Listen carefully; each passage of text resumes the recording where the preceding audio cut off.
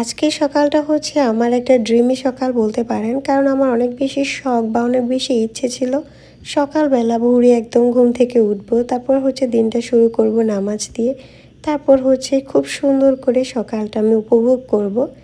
সকালে পাখির কণ্ঠে গান, তারপর মুরগির আওয়াজ, মানে সব কিছুই। আজকের ভিডিওটা দেখলে আপনারা বুঝতে পারবেন গ্রামীণ পরিবেশে আসলে সকালটা কত ভালো যায়। হ্যালো এভরিওয়ান, আসসালামু আলাইকুম, welcome back to my another video. আজকে সকালটা শুরু করছি একদম সকালে ব্রাশ করে, দেন উঁচু করে নামাজ পড়ে, তারপর একটু তসবিহ দিয়ে তারপর হচ্ছে একদম ছাদে চলে আসি। আমি 5:30টার দিকে ঘুম থেকে উঠেছিলাম, যদিও বলতে পারেন আমি ঘুম থেকে উঠে নাই, এটা মানে আমি সারা রাত না ঘুমিয়ে এরকম একটা সকাল উপহার পেয়েছি আজকে। তো দেখুন পেয়ারাগুলো কত সুন্দর লাগতেছে, মানে একদম পেয়ারা টসটসা হয়ে আছে। এটা যদি আমার চাচি শাশুড়িদের কাছে, তবে আজকে এখান থেকেও পেয়ারা পাড়া হবে। আর আমাদের ছাদের অবস্থা দেখুন, এখানে হচ্ছে এটাকে কি বলে আমি নিজেও জানি না, এই সবজিটাকে। তারপর মানে অনেক ধরনের সবজি ছিল আর কলমি শাকও ছিল, যেহেতু আমাদের বাড়িটা নদীর পাড়ে, আর নদীর পাড়ে আমাদের সবজি বাগান বা সবজি চাষ করা হয়, সব কিছু পানির সাথে তলিয়ে গিয়েছে। সো এখানে যেহেতু মোটামুটি আছে, এখান থেকেই খাওয়া যাবে। আর আজকে আমি হচ্ছে অনেক বেশি বোম্বাই মরিচ গাছ থেকে তুলে নিব। এইদিকে আমাদের ছাদের এমন একটা অবস্থা হয়েছে, কোনো কারণে যদি একটু পিচ্ছিল খেয়ে পড়ে যায় তাহলে তার কোমর মাস্ট বি ভাঙবে। যাই হোক, এদিকে আমি হচ্ছে মরিচ তুলতেছিলাম আর এইদিকে কাঠবিড়ালি তার কাজ করতেছিল। আমার চাচা শাশুড়িদের হচ্ছে ছাদের উপরে এই গাছটা, মানে তাদের হচ্ছে বাসার ভিতর থেকে ছাদের উপর দিয়ে এই গাছটা উঠেছে, নারকেল গাছ বা ডাব গাছ বলতে পারেন। আর খুব সুন্দর করে মজা করে হচ্ছে কাঠবিড়ালি ডাবগুলো খাচ্ছিল। আমি যখনই সাউন্ড দিছি ও আমার দিকে এমনভাবে তাকাচ্ছিল। যাই হোক, অনেকক্ষণ সাউন্ড দেওয়ার পর সে পালিয়েছে, বা ডাব তো অবস্থা খারাপ করে দিয়েছে খেয়ে।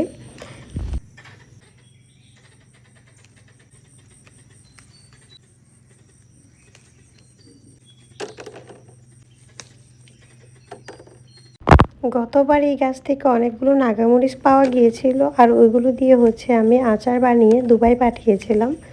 আর এবার দেখা যাক কী করা যায়, যদিও এবারও ইচ্ছে আছে আচার বানিয়ে রেখে দিব।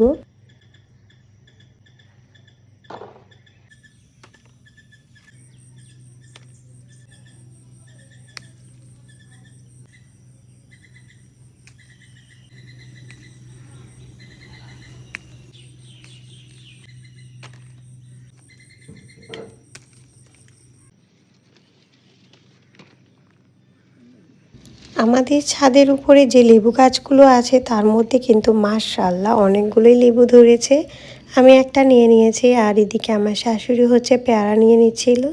এগুলো যদিও আমাদের চাচি শাশুড়িদের, বাট একদম আমাদের ছাদের কর্নারে চলে আসছে।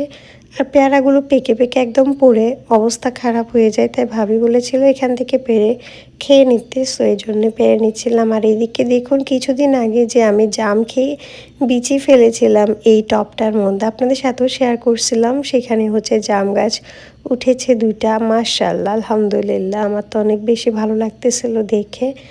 দেন আমি এখানে একদম টাটকা টাটকা পেয়ারা খাচ্ছিলাম, গাছ থেকে পাড়া পেয়ারা, একদম না ধুয়ে আমি মুছে খেয়ে নিচ্ছিলাম। অবস্থা দেখুন আমার, সকালবেলা খালি পেটে পেয়ারা খেলে তো হবে না, নাস্তা খেতে হবে। দেন আবার নিচে চলে আসছি, এসে এখন আমি একটু নুডলস রান্না করব। নুডলস রান্না করতে গিয়ে দেখি প্যাকেটের নুডলস একদমই কম পরিমাণে আছে, তাই ভাবলাম আবার প্যানকেক তৈরি করি। যেহেতু আমাদের বাসায় সদস্য সংখ্যা মোটামুটি ভালোই আছে, আমরা এখন প্রায় 5-6 জনের মতো আছি, সো এই জন্য আবার প্যানকেকটাও তৈরি করে নিচ্ছি। যদি আমি নুডলস খাবো, প্যানকেক খাবো না, অন্যান্য বাকি সদস্যরা খাবে।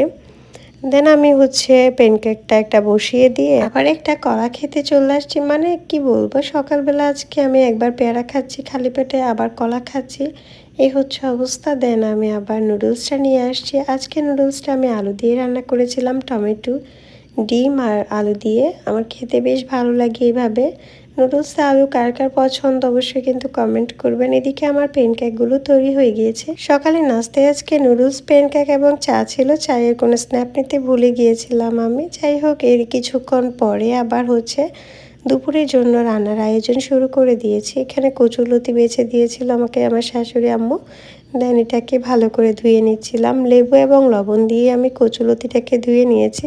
আর লেবুর রস দিয়ে নাকি কচুলতিকে ধোয়া হলে তাহলে নাকি গলা চুলকানি কম হয়, সেজন্যই আসলে আমি লেবুর রস দিয়ে ধুয়ে নিয়েছিলাম। আর খুব ভালো করে ফ্রেশ পানি যতক্ষণ আসছিল না ততক্ষণ হচ্ছে আমি কচুলতিটাকে ভালোভাবেই ধুয়ে নিয়েছি। আজকে হচ্ছে রান্না হবে কচুলতি দিয়ে চিংড়ি মাছ, আর এখানে বাটা মাছ ছিল, তারপর হচ্ছে পাঙ্গাস মাছ ছিল। পাঙ্গাস মাছটাকে জাস্ট হচ্ছে ভেজে রাখবো, আর বাটা মাছটাকে আমি পেঁয়াজ দিয়ে রান্না করব একটু ঝোল করে, মানে মাছের ঝোল করব। দেন হচ্ছে কচুরলতিটাকে আমি রান্না করবো। আর এখানে পেঁয়াজ কেটে নিয়েছিলাম। যতটা স্পিডে পেঁয়াজ কাটতেছি দেখাচ্ছি, আসলে অতটা স্পিডে কখনোই আমি কাজ করতে পারি না। যাই হোক, এখন কচুরলতিটাকেই ভেজে নিচ্ছি। আর এমন সময় কারেন্টটা চলে গিয়েছে, বাসায় ছিল না হচ্ছে কাঁচামরিচ। আমি এখানে বোম্বাই মরিচ দিয়ে হচ্ছে কচুরলতিটাকে রান্না করেছি, আর লাস্টে একটু তেঁতুলের টক দিয়েছিলাম যাতে করে চুলকানির চান্স একদমই না থাকে। এইদিকে কচুরলতিটা রান্না করা কমপ্লিট হয়ে গেছে, আর এদিকে আমি একটা ড্রাগন কেটে নিয়েছিলাম। রান্নার ফাঁকে ফাঁকে হচ্ছে একটু ফ্রুটস খাচ্ছিলাম, এই আর কি। সবার জন্যই কাটতেছিলাম। আর ড্রাগনটা হচ্ছে ফ্রিজে রেখে খেলে অনেক বেশি মিষ্টি লাগে। আর তাছাড়া আমার ড্রাগন অনেক বেশি ফেভারিট, আমার এবং সাজিদের দুজনেরই।